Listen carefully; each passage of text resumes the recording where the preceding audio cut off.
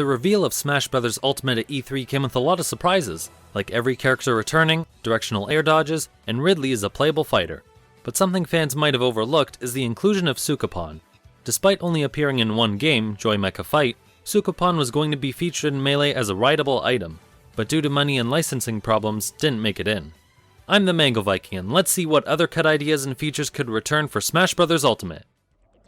Only a few ideas have been confirmed, so we'll start there. As I mentioned, we have Sukapon, although it doesn't look rideable and instead just attacks. But it isn't the only sentient item to make a return. Ditto is also planned to appear in Melee as a Pokeball Pokemon.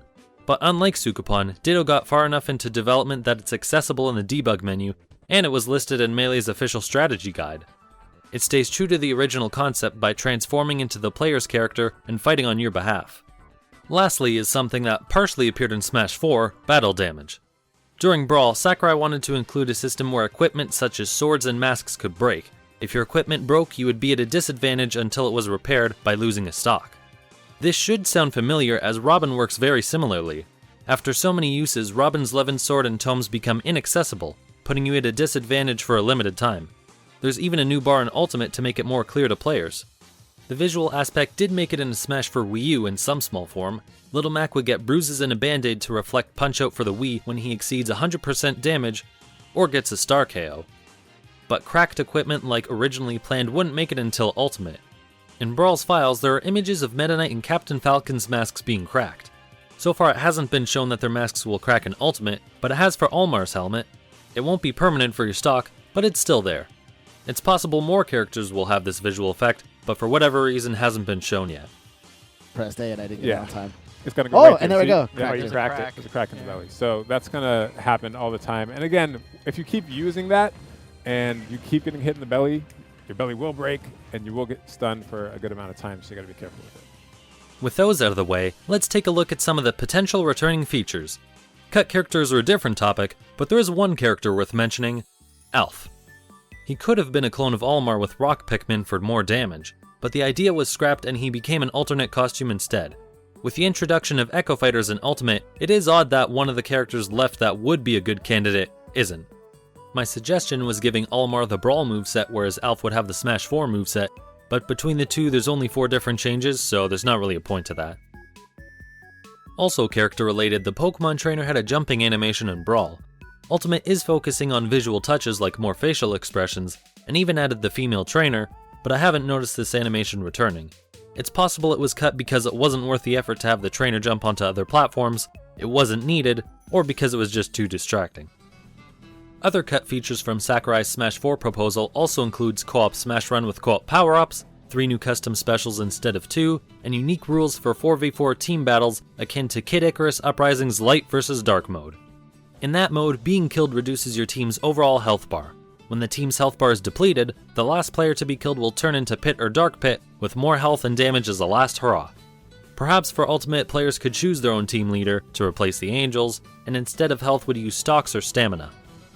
There are many facets to Smash outside of the main modes, and one of those being the masterpieces. There were short playable sections of a game to showcase a character's history and starring role. However, in Smash 4, the series itself was almost represented by including a masterpiece of the original Smash Bros. For the Nintendo 64.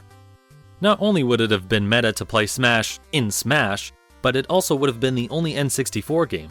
Perhaps it could return in Ultimate as the series' 20th anniversary in Japan is only a few months away from release. Moving on to a different section, let's talk about stages. Melee did have some cut stages, but it looks like the ideas translated into later games, so there's no sense in addressing them here. However, there was an effect cut from one of Melee's stages, Pokemon Stadium. They were trying to include Pokemon as hazards on the stage in the same way Saffron City did, but because of programming problems, they added them as Pokeball Pokemon instead. Given stages are staying faithful to the original aside from visual upgrades, this doesn't seem likely to return. The other cut stages are Dr. Mario with a virus boss, Plankton, Brain Age, and Diary. While there's no explanation for why they haven't appeared, we can speculate some reasons. On the Smash Bros. Ultimate website, each character has a stage behind them. If Dr. Mario had his own unique stage, it would have made more sense to reveal it along with him and have that as his background, rather than reveal it later and then change it later. Plankton was likely referring to Hannonbow returning, but only appears in the emblem section and suggests it was leftover data carried over from Brawl. For Brain Age, there was only an empty folder, no substantial work was made on it. Whatever idea they had was likely repurposed into, or cut in favor of, Dr. Kawashima's assist trophy instead. Lastly, there's Diary, which is the Japanese name for swap note. Along with Plankton, it too is only referenced in the emblem section. It might have suffered the same fate I hypothesized with Brain Age, where they distilled the ideas into an assist trophy, in this case, Nikki. One final feature that could return is actually a boss, Petey Piranha. This is relevant now because it's all but confirmed that Ultimate will have a boss mode based on how Dracula and Rathlos were presented. Several years after Smash for Wii U released, a user by the name of crashandcortex found new, unused boss animations with Petey Piranha's Japanese name attached. There was no boss mode in the game, and it wouldn't make sense to retroactively add him to an old stage as a stage hazard, so there was no place for him to go. But with Ultimate, he wouldn't need to be added to a stage. They could make his own arena just like the other bosses. Except, now his moves could actually be authentic to his original appearance, rather than beating the player with, go-go dancers.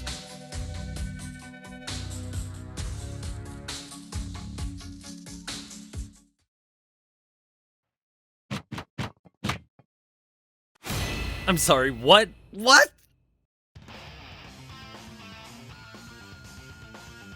This is so stupid and I don't get it, but I love it and I want it. Hey, look at that! Petey Piranha was reused after all. Although he doesn't want to give up the nightlife, apparently. Who knows, he might still be a boss since the plant technically summons him. And that wraps up this video. Thanks for watching, and if you enjoyed it, share the love. Subscribe for more and follow me on Twitter to see all kinds of work I do outside of this channel, and including other shenanigans. Like this!